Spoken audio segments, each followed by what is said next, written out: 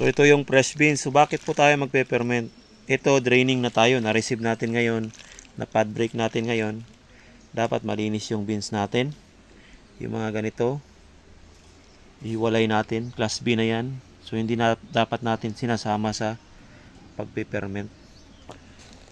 Kasi makakasira ng pag-ferment natin. So bakit po kailangan natin i-ferment yung kakao? Sabi ika nga no chocolate flavor without fermentation. So yan yung didrain natin ng 12 hours po ito. Yung fresh na beans, cacao beans, didrain natin. Tapos kinabukasan, tsaka natin iuhulog sa box.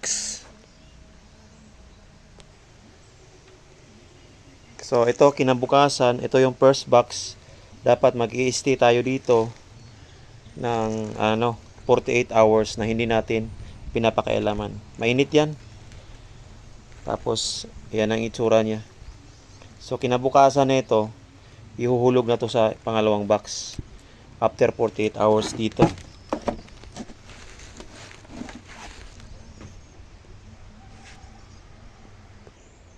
So ibig sabihin 48 hours doon sa first box, pangalawang box 48 hours, pangatlo 48 hours. Magkaroon tayo ng 6 days of fermentation. Tsaka natin i-dry. I-sun-dry po natin dito.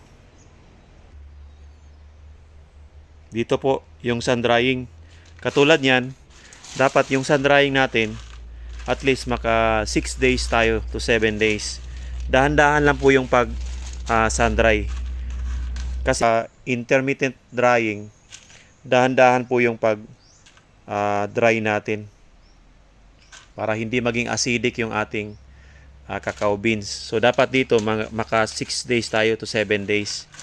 Malalaman natin by ayan tumutunog na siya.